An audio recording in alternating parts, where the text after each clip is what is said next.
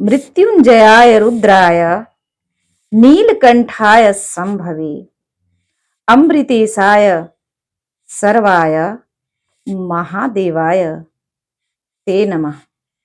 नमस्कार प्रिय दर्शकों,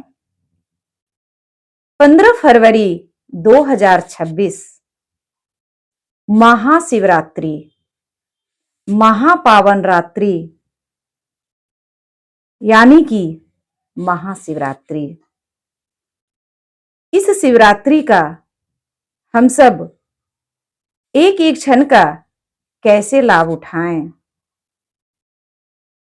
जैसा कि हमारे शास्त्रों में बताया गया है, 4 रात्रियां,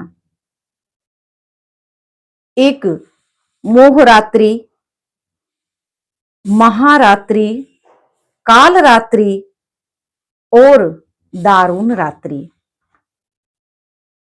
तो 15 फरवरी 2026 ये महारात्रि यानी कि महाशिवरात्रि।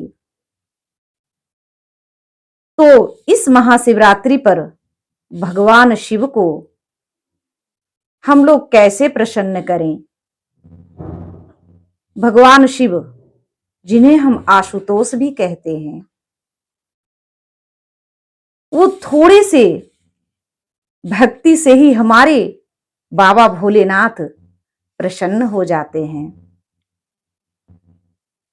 तो आइए जानते हैं इस महाशिवरात्रि पर हम सब मिलकर बाबा भोलेनाथ को कैसे प्रसन्न करें, किस विधि से प्रसन्न करें। हमारे मानव जीवन में समस्याएं, एक से एक समस्याएं बनी रहती है। किसी को संतान की समस्या, किसी को धन की समस्या, किसी को शीघ्र विवाह की समस्या, किसी को शत्रु की समस्या, किसी को रोग की समस्या, मतलब कि नाना प्रकार की समस्याएं बनी रहती है।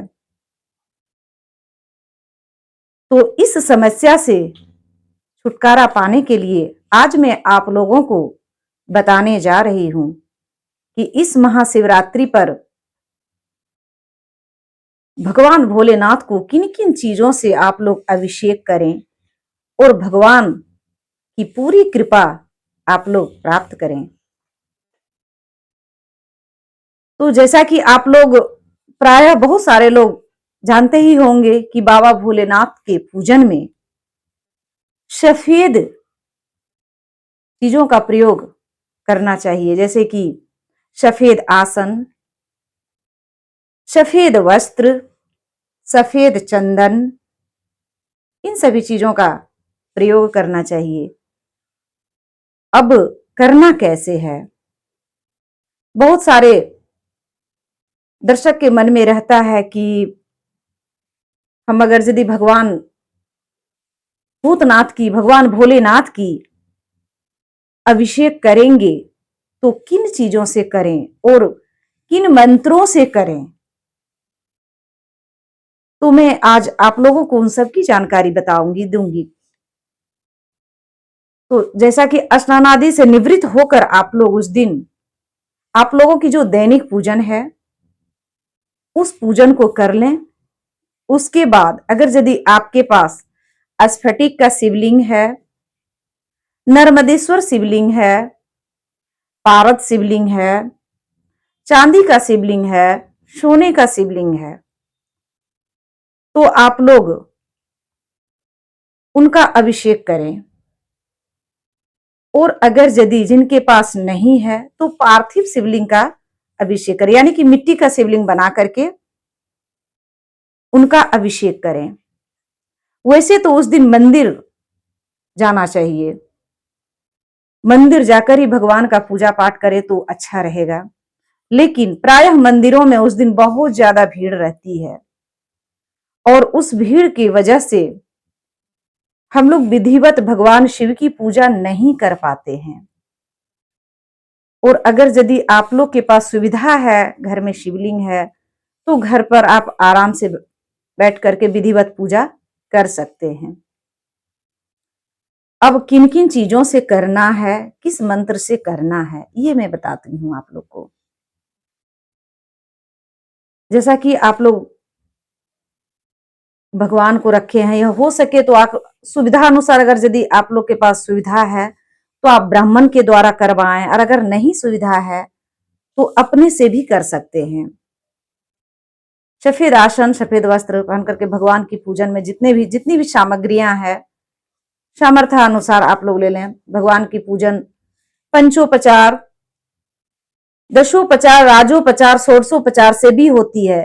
जिनको जैसी सामर्थ्य है उस विधि से भगवान की पूजा करें। और जैसे कि धन की इच्छा रखने वाले, जिनको मां लक्ष्मी की प्राप्ति चाहिए, मां लक्ष्मी की कृपा चाहिए, वो गन्ने के रस से, गुड़ के रस से, शहद से, अनार के रस से, गुड़ के रस से जल में गुड़ डाल दीजिए, उसको छान लीजिए।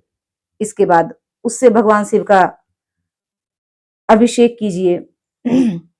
और श्री सूक्त का पाठ करते हुए, श्री सूक्त का पाठ करते हुए, अगर यदि आप नहीं पढ़ पाते हैं, जो पढ़ लेते हैं वो पुस्तक रख लीजिए और वो पढ़ते हुए भगवान का अभिषेक कीजिए। और जो नहीं पढ़ पाते हैं वो बजा लीजिए, मोबाइल में बजा लीजिए, MP3 घर में है उसमें बजा लीजिए और भगवान का अभिषेक कीजिए। उसके बाद जो संतान की इच्छा रखने वाले, वो दुग्ध से भगवान का अभिषेक कीजिए, पंचामृत से भगवान का अभिषेक कीजिए। और विवाह के लिए जो भी युवक और युवतियां विवाह के लिए, वो केसर मिश्रित जल से भगवान की अभिषेक कीजिए। मंत्र है, अगर युवक हैं तो पत्नी मनोरमांग देही मनोवृतानुसारिणी तारिणीम दुर्ग संसार सागरस्य कुलोद्भवाम। युवतियां हैं तो कात्यायनी महामाये महायोगिन्यधीश्वरी नंद गोप सुतम देवी पति में कुरुते नमः। इस मंत्र से बाबा भोलेनाथ को एकदम सच्ची श्रद्धा से उनका अभिषेक कीजिए। जिन्हें सब कुछ चाहिए, ऐश्वर्य, वो सफेद नहीं, इत्र, जल में इत्र डाल करके बाबा भोलेनाथ का अभिषेक कीजिए।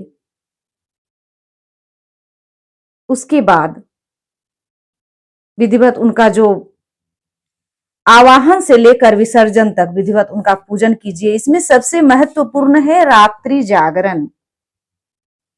आप लोग रात्रि जागरण जरूर कीजिए और इस तरह से भगवान भोलेनाथ की पूजन संपन्न करके महाशिवरात्रि का एक एक क्षण का लाभ उठाइए। तो हमारे प्रिय दर्शकों, आशा करती हूं कि आप लोग समझ गए होंगे।